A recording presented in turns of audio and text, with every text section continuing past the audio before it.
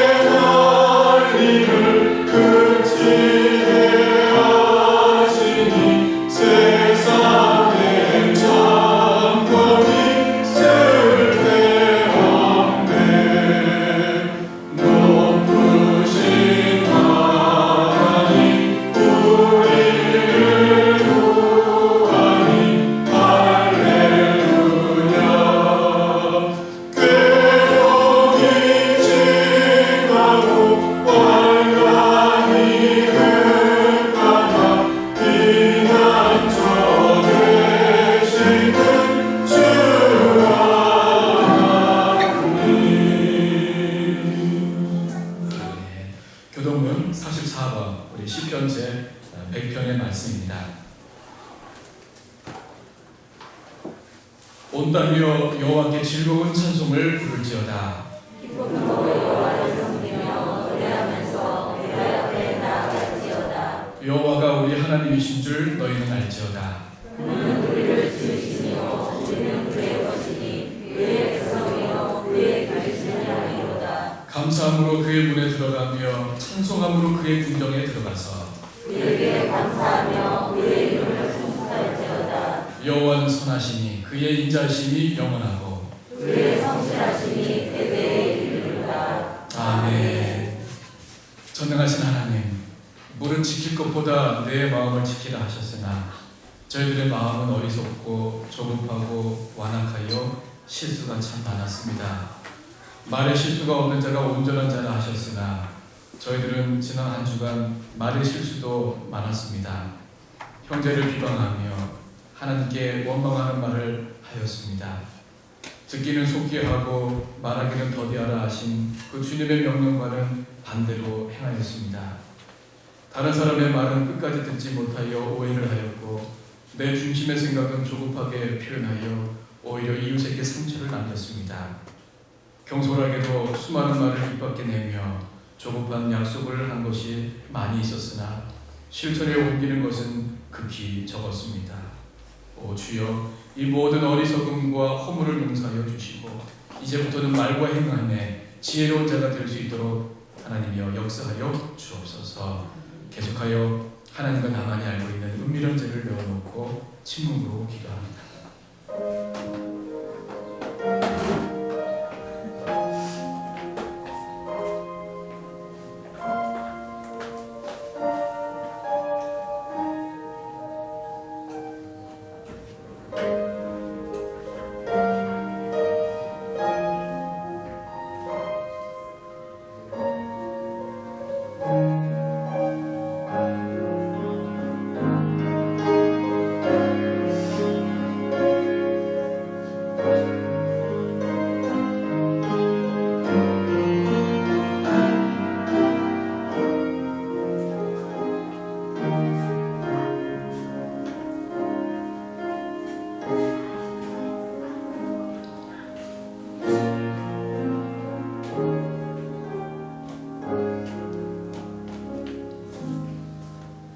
여기 우리 하나님께서 주시는 위로의 말씀, 사죄의 말씀이 있습니다. 그들이 듣고 혹시 각각 그 악한 길에서 돌아오리라. 그리하면 내가 그들의 악행으로 말미암아 그들에게 재앙을 내리려 하던 것을 돌이키라. 아멘. 나는 전능하신 아버지 하나님 천지의 창조주를 믿습니다. 나는 그의 유일하신 아들 우리 주 예수 그리스도를 믿습니다. 그는 성령으로 잉태되어 동정녀 마리아에서 나시고 본디오 빌라도에게 고난을 받아 십자가에 못 박혀 죽으시고 장사된 지 사흘 만에 죽은 자 가운데서 다시 살아나셨으며 하늘에 오르시어 전능하신 아버지 하나님 우편에 앉아 계시다가 거기로부터 살아있는 자와 죽은 자를 심판하러 오십니다. 나는 성령을 믿으며 거룩한 공교회와 성도의 교제와 죄를 용서받는 것과 몸의 부활과 영생을 믿습니다. 아멘.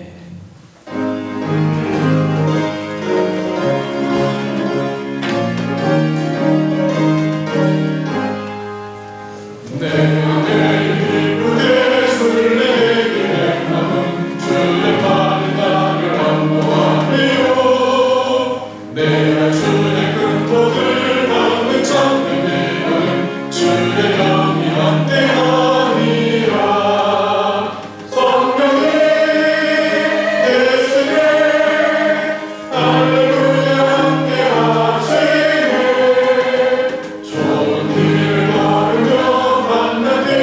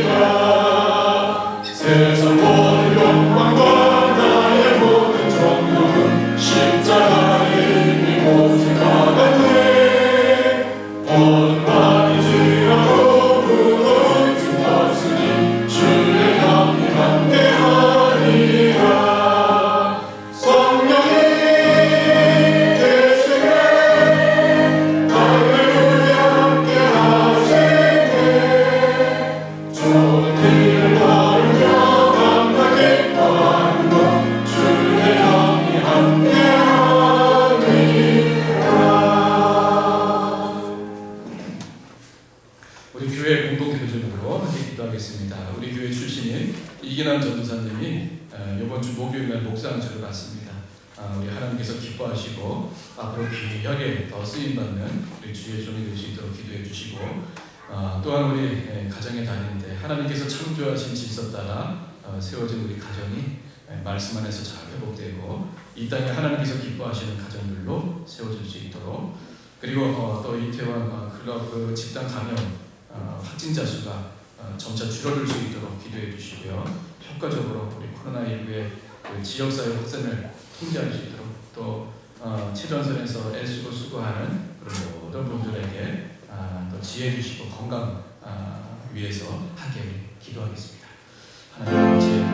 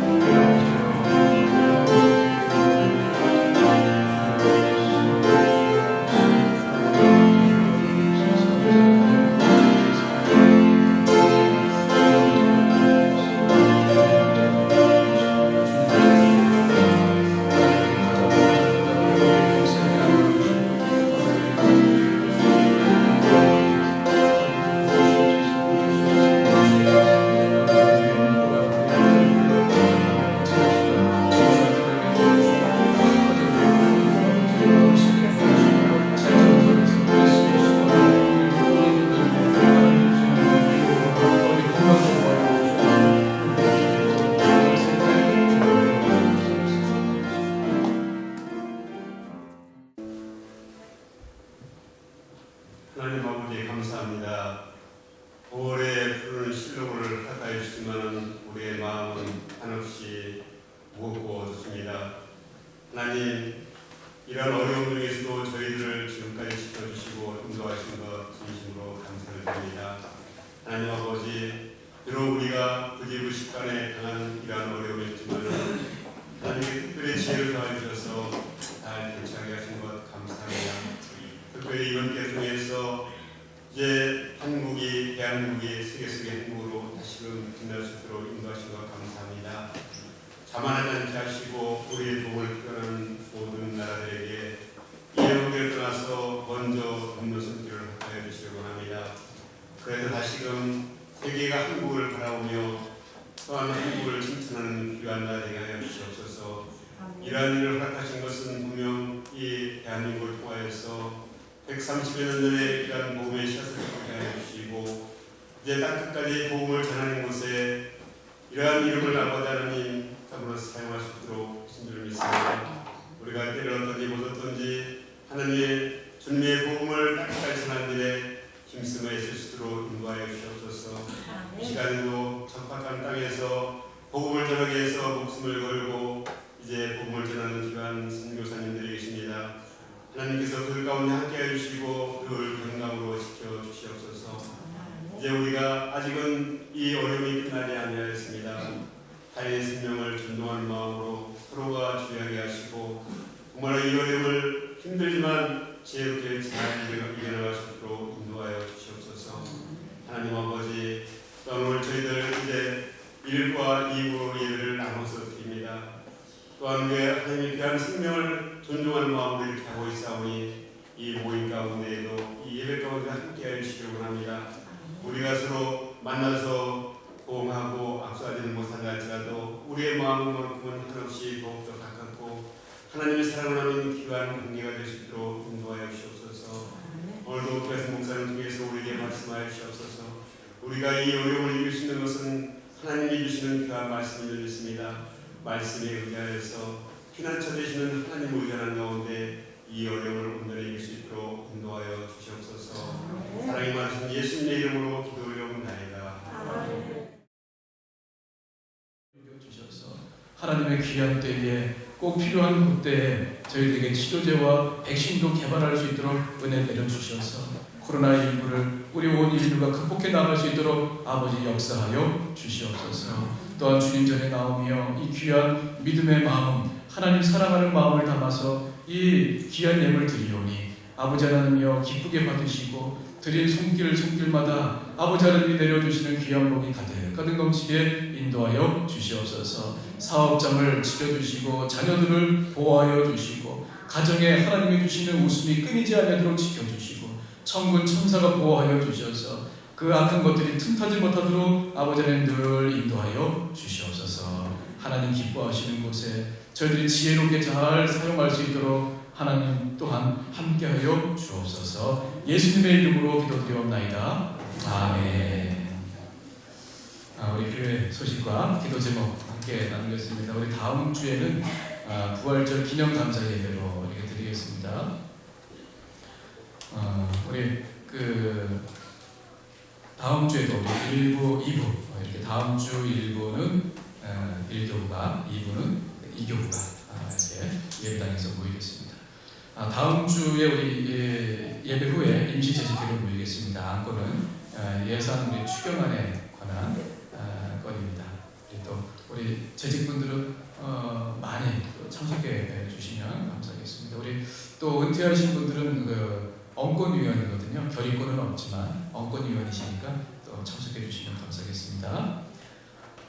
우리 코로나19 예방을 위해서 우리 준수해야 될 사항들 또 잘 지켜나갔으면 좋겠습니다. 우리 금요일 날이죠. 지난 금요일 날 임정인 권사님께서 구순이셨습니다. 우리 교우들과 우리 또 가족분들과 우리 직원분들이 이렇게 모여서 함께 감사 예배 드렸는데요. 오늘 예배 이렇게 참석하셨습니다. 잠깐 우리 권사님 일어나기 불편하면 그냥 손만 한번 흔들어 주셔요. 우리 권사님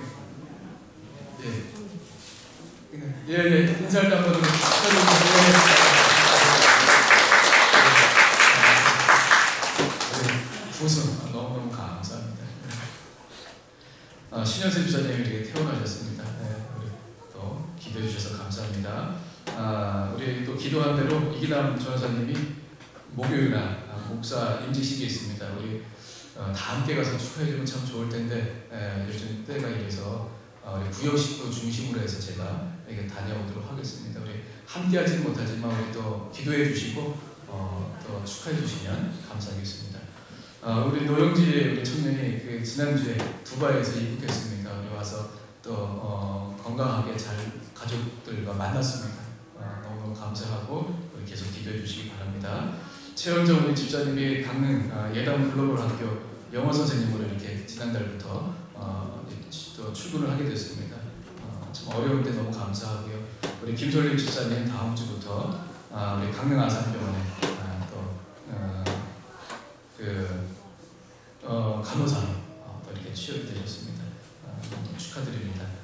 이현우 우리 청년은 또 훈련소에서 퇴소했습니다. 계속 제대할 때까지 또 기억하고 기도해 주시면 감사하겠습니다. 우리 옆에 분들과 함께 인사할 때 오늘 3개월 만에 처음 모신 우리 성도님들도 계셔요. 너무너무 반갑고 한번 같이 인사하겠습니다. 사랑합니다. 감사합니다.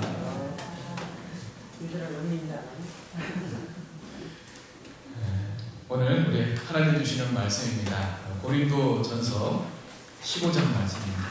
고린도전서 15장 1절에서 11절까지 말씀을 제가 공부하겠습니다. 고린도전서 15장 1절에서 11절까지의 말씀입니다. 형제들아, 내가 너희에게 전한 복음을 너희에게 알게 하노니 이는 너희가 받은 것이요 또 그 가운데 선 것이라. 너희가 만일 내가 전한 그 말을 굳게 지키고 헛되이 믿지 아니하였으면 그로 말미암아 구원을 받으리라. 내가 받은 것을 먼저 너희에게 전하였느니 이는 성경대로 그리스도께서 우리 죄를 위하여 죽으시고 장사 지낸 바 되셨다가 성경대로 사흘 만에 다시 살아나사 게바에게 보이시고 그 후에 12 제자에게와 그 후에 500여 형제에게 일시에 보이셨나니 그 중에 지금까지 대다수는 살아있고 어떤 사람은 잠들었으며 그 후에 야고보에게 보이셨으며 그 후에 모든 사도에게와 맨 나중에 만삭되지 못하여 난 자 같은 내게도 보이셨느니라. 나는 사도 중에 가장 작은 자라. 나는 하나님의 교회를 박해하였으므로 사도라 칭함받기를 감당하지 못할 자니라.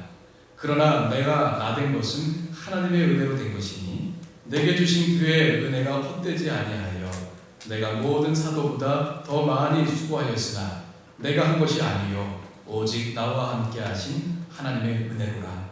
그러므로 나나 그들이나 이같이 전파하매 너희도 이같이 믿었느니라. 아멘. 아버지 하나님, 오늘 주신 말씀 통하여서 우리 안에 부활신앙이 하나님이여 잠자고 있었던 우리 부활신앙이었다면 다시금 용솟음 샘솟듯 넘치는 솟아나는 그러한 귀한 하나님의 말씀이 우리 안에 흘러가고 또 넘쳐날 수 있도록 인도하여 주옵소서. 예수님의 이름으로 기도드리옵나이다. 아멘. 오늘과 이번 주와 다음 주 두 번에 걸쳐서 부활신앙이라고 하는 제목으로 말씀을 나누고자 합니다. 부활절은 6주 전에 우리가 보냈습니다. 올해는 우리가 함께 모여서 예배당에서 함께하지 못한 아쉬움이 있었습니다. 그래서 그랬는지 못내 그 아쉬움을 우리가 늘 갖고 있었는데 총회에서 그리고 우리 장로의 신학대학교 우리 교회사 교수님과 조직신학 교수님이 우리 총회에 속한 그런 모든 교회의 그 문자와 또 홈페이지에 공지를 한 것이 무엇이냐면 이 부활절을 우리가 함께 교회에서 예배당에서 지키지 못했지만 성령 강림주일이 오는 그 7주 동안은 이 부활절 시즌이라는 것이죠. 그래서 우리가 부활절날 함께 예배를 드리지 못한 교회들, 온라인으로 예배드리는 교회는 성령 강림 주일 이전에 우리 당회에서 한 날을 정해서 그 부활절 시즌 가운데 한 날을 부활절 기념 감사 예배로 드려도 좋겠다라고 하는 그런 지침이 우리 총회에서와 또 우리 장신대 교수님들에게서 공지를 받았습니다. 그래서 그 후에 우리 장로님들과 의논하여서 저희 교회는 5월 24일 날 부활절 기념 감사 예배로 드리기로 결의하였습니다.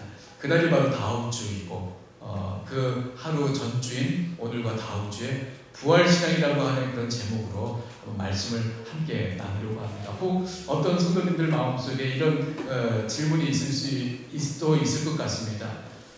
혹시 교회가 부활절날 헌금이 많이 들어오지 않았기 때문에 이렇게 또 지키는 것이 아닙니까? 이런 질문을 받을 수도 있을 것 같아서 저희 당회에서는 봉투를 따로 만들지 않았습니다. 지난번 부활절 그 헌금에 함께해 주신 분들도 계시지만 혹 못하신 분들은 다음 주에 그렇게 동참하실 수도 있지만 그런 의미에서 하는 것이 결코 아니라 우리 신앙에 있어서 이 부활신앙이라고 하는 것은 매우 핵심적이고 중요한 것이기 때문에 다시 한번 강조하는 그런 기회로 삼고 다시 한번 이 부활신앙을 우리가 함께 다 모였을 때 함께 나누면서 다시금 되새기자고 하는 그런 깊은 의미가 더 있다라고 하는 것을 먼저 말씀드리고 이해해 주시기를 바랍니다. 그도 그럴 것이 이 부활이라고 하는 것은 우리 신앙의 뿌리입니다.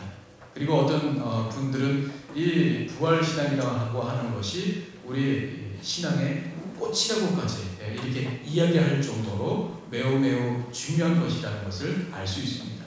그런데 당시 고린도 교회에 보면은요 여러 가지 문제들이 있었습니다. 파벌을 만들어서 서로 단파 싸움을 하던 일들도 있었고 또 우상 제물을 먹어야 되느냐 말아야 되냐 바울에게 그것을 질문하기도 하고 또 결혼을 하는 것이 좋은지 독신으로 사는 것이 좋은지 뭐 여러 가지 그런 일들로 말미암아 나는 이런 쪽에 나는 저런 쪽에 해서 그런 갈등이 심화되었던 교회가 고린도 교회였습니다. 그것에 대해서 하나씩 설명해주고 있는 것이 고린도 전서이거든요. 그런데 오늘 15장에서부터 이야기하는 이 15장 부활장이라고도 이야기하는 이 15장 말씀은 그 고린도 교회 성도들이 질문한 내용이 아닙니다. 바울이 이 마지막에 이제 고린도 교회가 질문한 모든 내용들을 다 다룬 이후에 이렇게 15장에서 이제 그 서신을 마무리하기 전에 강조하는 이유가 있습니다. 그것은 무엇이냐면 그 앞에 있는 모든 문제들 그 근원으로 내려가면 바로 이 부활신앙에 다시 회복이 있을 때 그 모든 문제들이 회복될 수 있다는 것을 바울은 마지막에 강조하고 있다는 것을 우리는 기억해야 합니다. 그래서 부활에 관한 이 문제를 바울이 15장에서 다루고 있는 것이죠. 당시 고린도 교회 성도들에게는요 이런 문제가 있었습니다. 이렇게 우리같이 예배당에 모여서 주일날 그때도 주일날 물론 토요일 안식일에도 모였지만 주일 중심으로 점점 모이게 되지 않았습니까? 초대교회에서부터 이렇게 저희들같이 이렇게 예배당에 모여서 예배를 드리는데 이렇게 한 자리에 모였지만 그들 가운데에서는 부활을 믿는 사람도 있고 부활을 믿지 않는 사람들도 있었습니다. 우리가 오늘 본문의 그 11절 이하에 보면 12절 말씀에 보면 이렇게 기록되어 있습니다. 그리스도께서 죽은 자 가운데에서 다시 살아나셨다 전파되었거늘 너희 중에서 어떤 사람들은 어찌하여 죽은 자 가운데서 부활이 없다 하느냐. 교회에 이렇게 출석을 합니다. 매주일 출석을 합니다. 예배에 이렇게 예배당에 모여서 함께 드립니다. 그런데 문제는 뭐냐면 그 성도들 가운데 부활이 없다라고 믿고 있는 성도들도 같이 있었다는 것입니다. 여러분 그렇다고 한다면 왜 고린도 교회 성도들이 이렇게 기독교 신앙의 가장 핵심적이라고 할 수 있는 이 부활에 관해서 부활 신앙에 관해 갖지 못하고 있었을까요? 그것은 여러분 그 당시 고린도라고 하는 그런 지역의 특성을 우리가 이해해 볼 때 충분히 알 수 있습니다. 그 고린도 교회가 있었던 지역의 문화 때문이었습니다. 그때 문화는 우리가 소위 헬레니즘 문화라고 합니다. 헬레니즘이라고 합니다. 헬라 철학이 지배했던 시대였다는 것이죠. 이 헬레니즘, 헬라 철학은 특징이 뭐냐면 영혼이라고 하는 것, 우리 인간의 영혼이라고 하는 것은 만물 중에 가장 고상한 것입니다. 그래서 이 영혼은 영원 불멸입니다. 멸하지 않는다는 것입니다. 이 영혼이. 반면에 우리의 이 육신은 정말 저급하다는 것입니다. 우리의 모든 죄가 이 육신으로부터 나온다. 그래서 그 온상이 우리의 육신에 있다. 해서 우리의 이 육신을 마치 저급한 것으로 간주했던 것입니다. 여기서부터 영지주의라고 하는 것이 나타나게 되어진 것이고요. 나아가서는 우리 예수님께서 어떻게 하나님이신데 본체 하나님이신데 인간의 몸을 입고 이 땅에 오셨느냐 그 인성을 부인하면서 하나님은 하나님이시다 라고 신성만 강조하게 되어진 것이죠.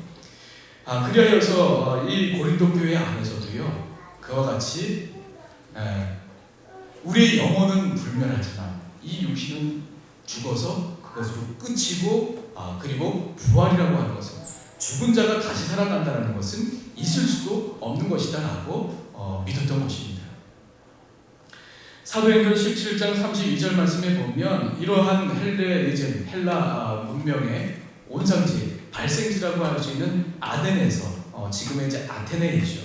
사도 바울이 그 십자가의 도를 밝히 증거할 때 그리스도의 그 부활을 증거할 때 헬라 사람들이 그 말을 듣고는 비웃고 조롱했다라고 하는 사실을 우리가 알 수 있습니다. 사도행전 17장 32절에 보니 이렇게 기록되어 있죠. 그들이 죽은 자의 부활을 듣고 어떤 사람은 조롱도 하고 비웃었다는 것입니다. 어떻게 죽은 사람이 살아날 수 있어 하고 비웃었다는 것입니다. 그리고 어떤 사람은 이 일에 대하여 네 말을 좀 다시 듣겠다. 네 말 한번 계속 해봐라. 더 듣고 싶다. 이런 뜻이죠. 이러했기에 고린도 교인들 역시도 영혼의 부활이 아닌 이 육신의 부활에 대해서는 선뜻 용납할 수가 없었다는 것입니다. 그러나 여러분 우리가 만약에 이와 같이 예수님도 부활이 없고 우리들도 부활이 없다면 우리는 이 세상에서 가장 비참한 존재이고 가장 불쌍한 사람들입니다. 오늘 제가 여기에서 선포한 이것도 공허하고 헛된 것입니다. 우리가 이 땅에 살아가면서 믿고 살아가는 그 모든 것들이 헛것이고 우리가 증거하는 것들이 다 헛것입니다. 고린도전서 오늘 15장 우리가 읽진 않았지만 19절 말씀에 보면 그것을 이렇게 이야기하고 있습니다. 만일 그리스도 안에서 우리가 바라는 것이 다만 이 세상의 삶뿐이라면 모든 사람 가운데 우리가 더욱 불쌍한 처지에 있는 사람들이다. 우리는 지금 여기에서 보내는 모든 시간이 헛된 것이라는 의미인 것입니다. 그래서 사도 바울은 안타깝고 다급한 심정으로 오늘 이 15장에서 부활신앙과 관련해 매우 상세하게 교훈을 하고 있는 것입니다. 그러기에 신약 성경 중에서도 고린도전서 15장만큼 우리 성도에게 위로와 소망을 주는 장이 없죠. 그래서 어떤 분은 이 15장 말씀이 성경 속에서 성경 가운데 마치 최고같이 이렇게 이야기하는 분도 있습니다. 팔랄이라고 하는 성서학자가 그렇게 이야기하는데요. 그만큼 중요하다는 이야기이겠죠. 이런 배경하에서 오늘 본문은 부활을 신앙의 기초가 되시는 예수 그리스도의 부활이 역사적인 사실임을 분명하게 보여주고 있습니다. 여러분, 그렇다고 한다면 우리는 그리스도의 이 부활 사실을 어떻게 확실히 알 수 있을까요? 오늘 본문은 두 가지 정도로 우리에게 말씀해 주고 있습니다. 첫 번째는 성경 말씀이 증거한다는 것입니다. 오늘 말씀의 3절과 4절 말씀에 보면 성경대로 그리스도께서 우리 죄를 위하여 죽으셨고, 4절에 보시면 성경대로 사흘 만에 다시 살아나셨다라고 성경대로 되었다라고 말씀하고 있습니다. 바울은 예수 그리스도의 죽음과 부활이 모든 성경의 예언을 성취한 것이라 말하고 있는 것입니다. 실로 성경은 인류를 향한 하나님의 역사와 섭리를 기록한 거룩한 책입니다. 그러나 성경이 하나님의 전 역사를 다 빠짐없이 온전히 기록하지는 않았습니다. 만약에 성경이 하나님의 그 전 역사를, 그 섭리하심을 기록한다면 세상조차도 그 책들을 모아두기가 부족할 것입니다. 그것이 요한복음 21장 25절 말씀이죠. 예수께서 행하신 일이 이 외에도 많으니 만일 낱낱이 기록된다면 이 세상이라도 이 기록된 책을 두기에 부족할 줄 알아야 했습니다. 그렇다고 한다면 여러분, 성경이, 하나님의 말씀이 핵심적으로 다루고 있는 것은 여러분 오직 하나 주제라고 하는 것인데, 그것은 여러분 무엇일까요? 그것은 바로 하나님의 역사 가운데에서 가장 핵심을 이루는 인류 구속의 역사입니다. 그리고 이 인류 구속의 역사는 오직 한 분 예수 그리스도에게 초점이 맞추어져 있습니다. 그러기에 구약은 예수 그리스도의 초림과 고난과 십자가 죽음과 부활을 예시하는 예언의 책이라 얘기하고요. 신약 말씀은 이 예언이 어떻게 오늘 본문 3절 4절 같이 성경대로 이루어져 가는가를 보여주는 성취의 책이라 이렇게 이야기합니다. 구약 말씀은 예언의 책이고 신약 말씀은 성취의 책이다. 따라서 신구약 성경 그 어디에서도 예수 그리스도의 죽음과 부활에 관한 그런 구체적이고 또는 예시적인 내용을 우리는 간과할 수가 없는 것입니다. 예를 들자면 구약의 속죄 제사 있지 않습니까? 속죄 제사, 죄를 속하기 위한 제사, 짐승들을 잡아서 피를 흘려서 드리는 제사, 또는 곡식으로 드리는 제사 등등이 있지 않습니까? 그 모든 제사는 인류의 대속 제물이 되실 예수 그리스도의 그 희생적 죽음을 예시하고 있는 것입니다. 뿐만 아니라 우리가 고난장이라고 잘 알려져 있는 이사야서 53장과 시편 22편 등 이 모든 고난장들은 예수님의 십자가 고난을 마치 정말 현장에서 직접 스케치하는 것 같이 생생하게 묘사해 주고 있습니다. 그 예언이 신약에 와서 성취된 것이죠. 어디 그뿐만입니까? 6월절의 어린 양에게서 절정을 이루지 않습니까? 그래서 세례 요한은 예수 그리스도를 향해서 세상 죄를 지고 가는 하나님의 어린 양을 보라고 하지 않았습니까?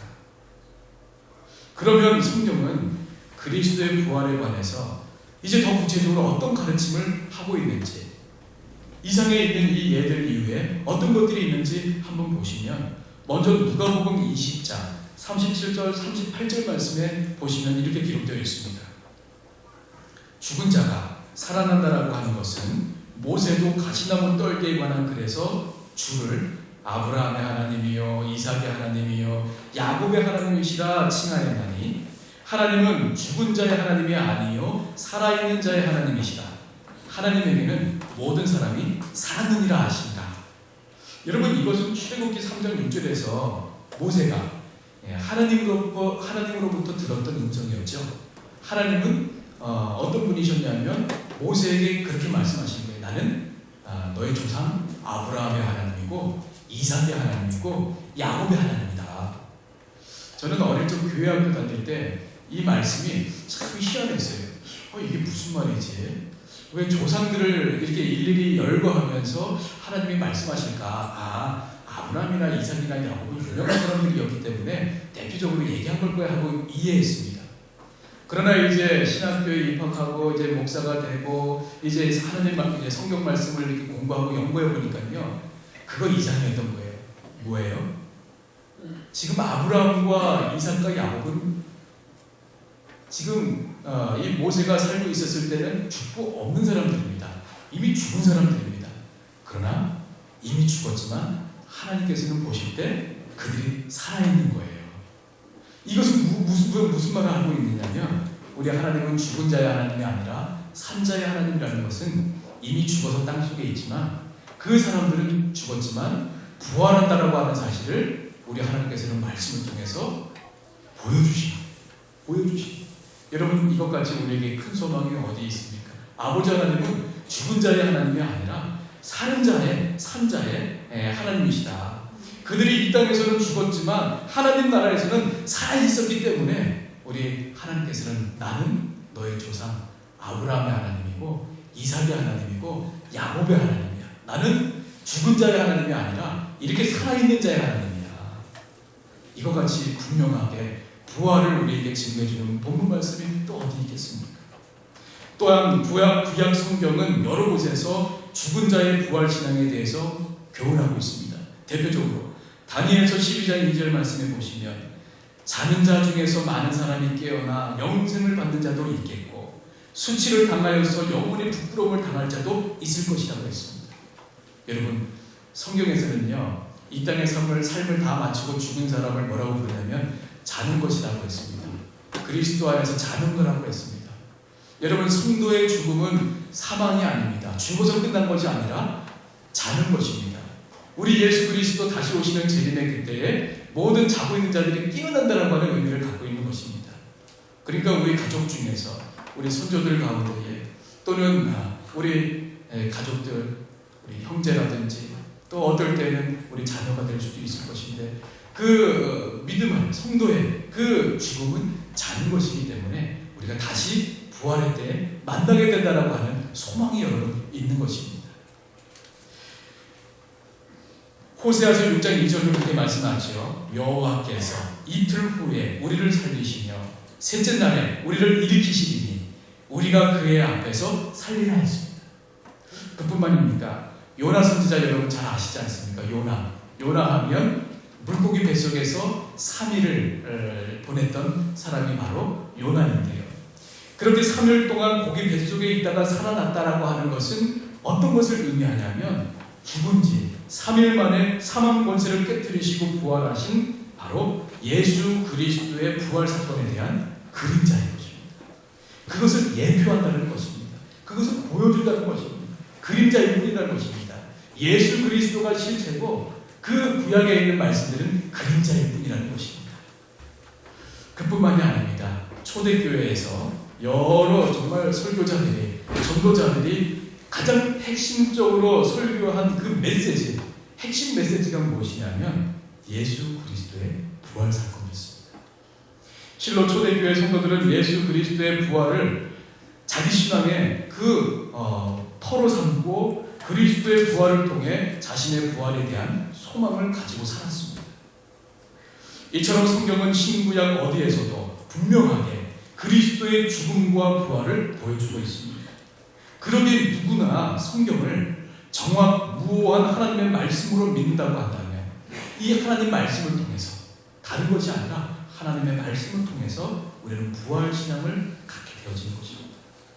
더 귀한 증거가 없는 것이죠. 말씀으로 부활신앙을 갖는 것입니다.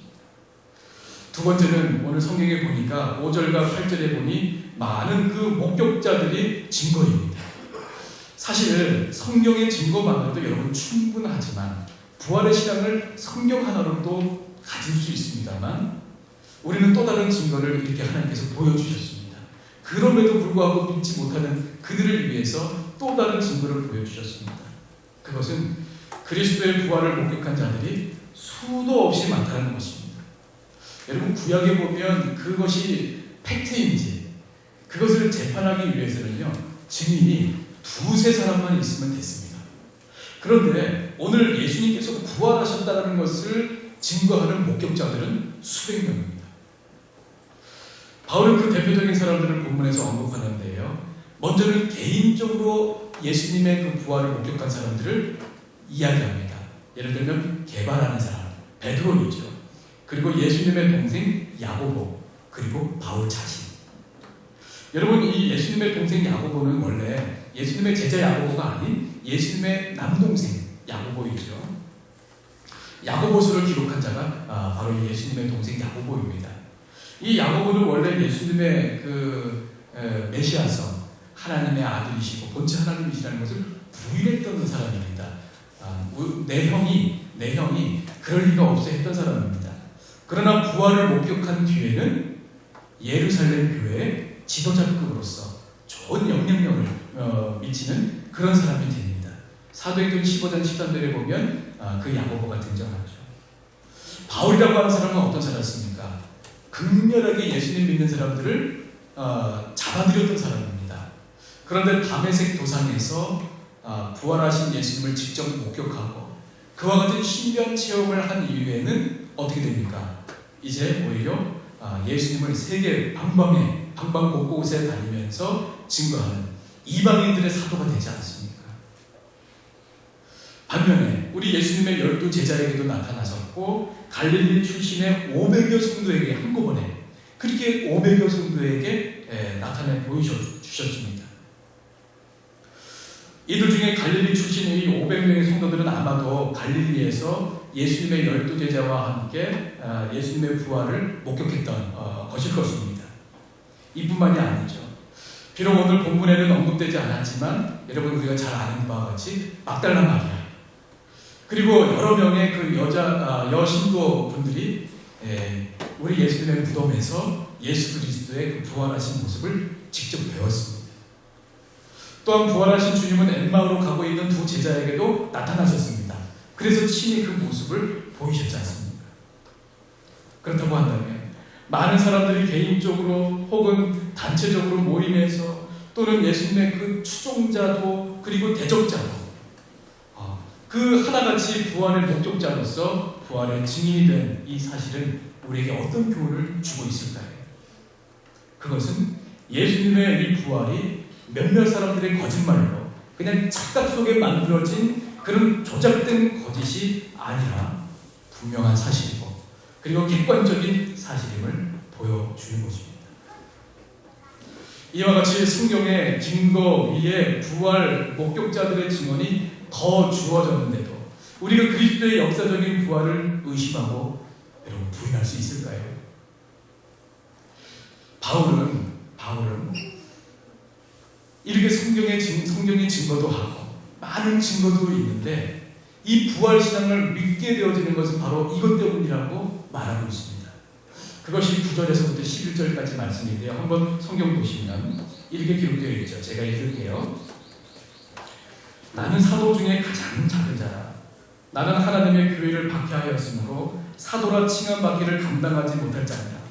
그러나 내가 나된 것은 하나님의 은혜로 된 것이니 내게 주신 그 은혜가 헛되지 아니하여 내가 모든 사도보다 더 많이 수고하였으나 내가 한 것이 아니요 오직 나와 함께 하신 하나님의 은혜로라. 그러므로 나나 그들이나 이같이 전파하매 너희도 이같이 믿었느니라. 여러분, 부활이 이렇게 사실이라고 말했지만 그것이 믿어지게 된 것은 바울의 그 말을 빌어서 이야기하면 하나님의 은혜였다는 것입니다. 하나님의 은혜였다는 것입니다. 여러분, 우리들 가운데에서도 이렇게 부활에 대한 확신과 믿음을 갖게 된 것은요, 우리가 이해했기 때문이 아니죠.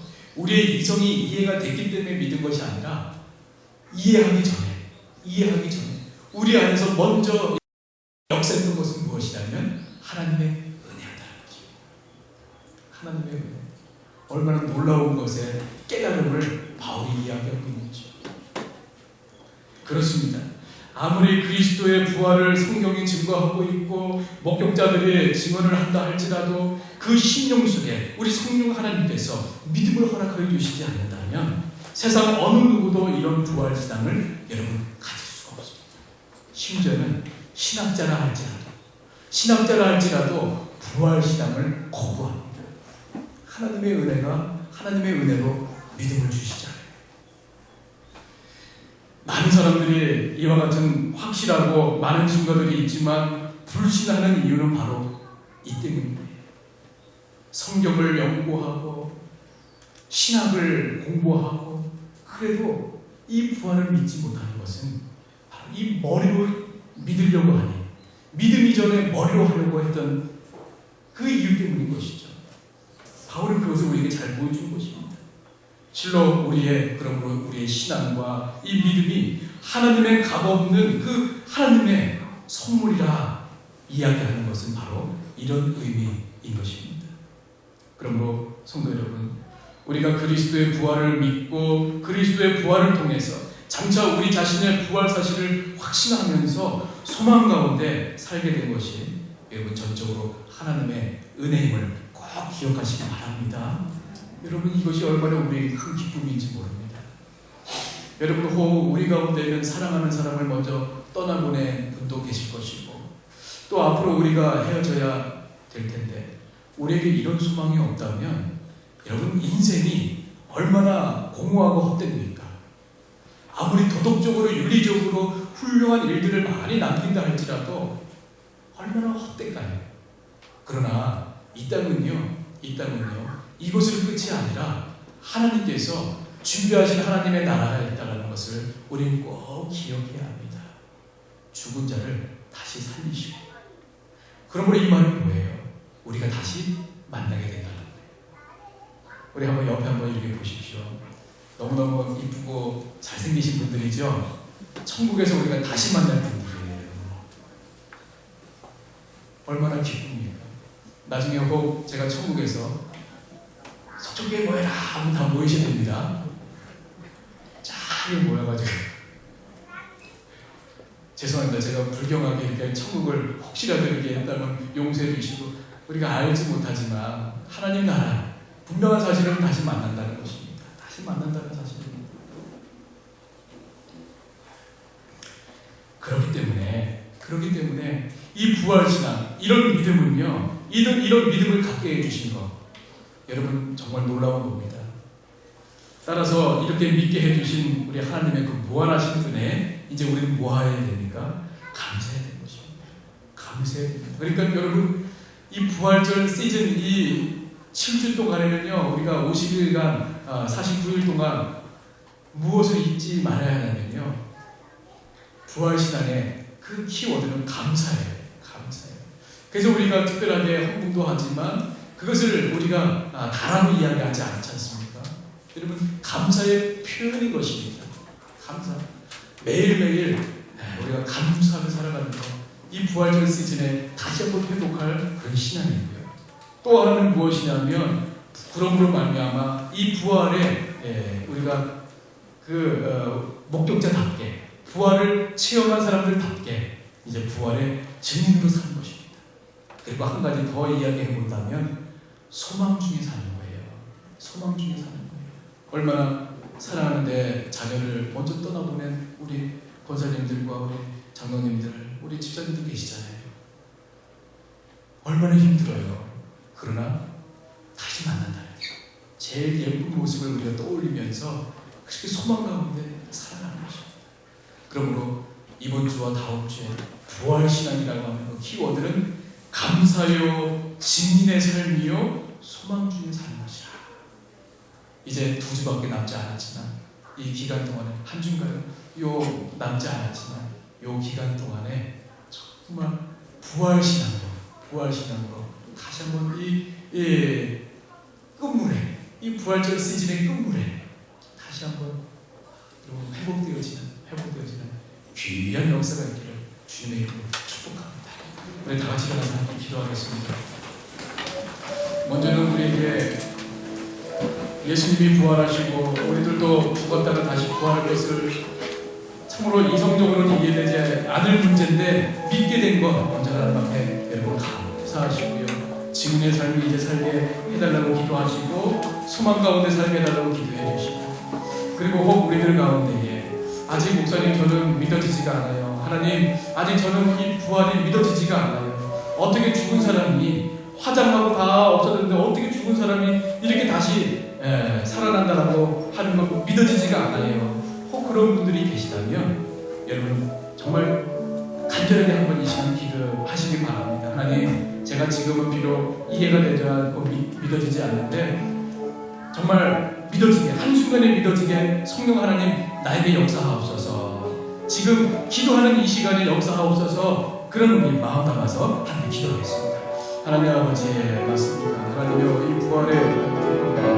부활의 신앙을 아버지 우리에게 알려주시고 인도해주시니 정말 감사합니다. 맞습니다. 하나님여 부활이 아버지의 얼마나 놀랍고 감사드립니다. 얼마나 놀랍고 감사드립니다.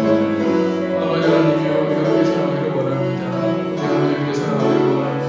주님 도와주옵소서. 주님 도와주옵소서.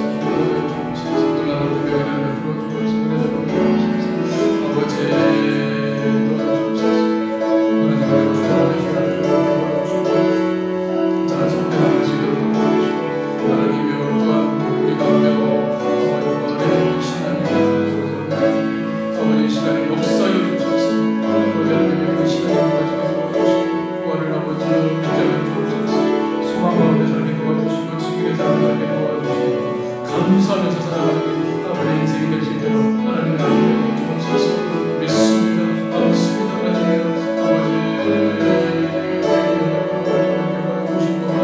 이 자리에 찾아오셔서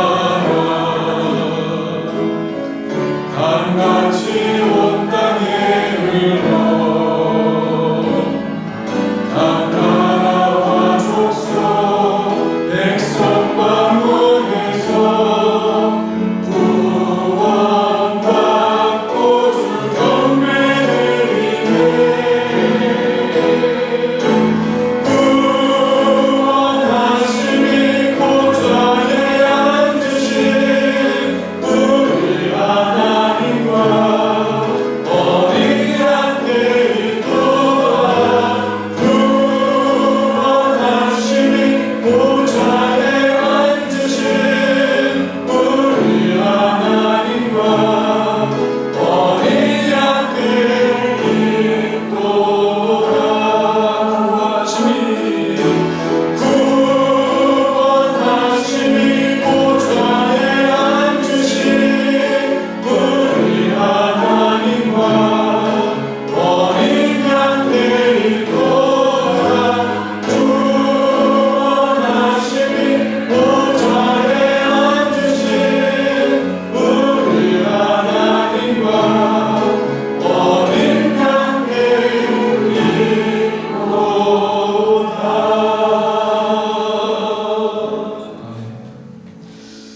이제는 우리 주 예수 그리스도의 은혜와 아버지 하나님의 그 무한하신 사랑과 우리 성령 하나님의 감동 교통하심이 이제 부활신앙으로서 감사하며 살아가고 증인으로서 살아가며 소망 중에 살아가기로 이제 결단하며 나아가는 주님의 귀한 종들을 위해 이제부터 영원까지 함께 계시기를 간절히 축원하옵나이다. 아멘.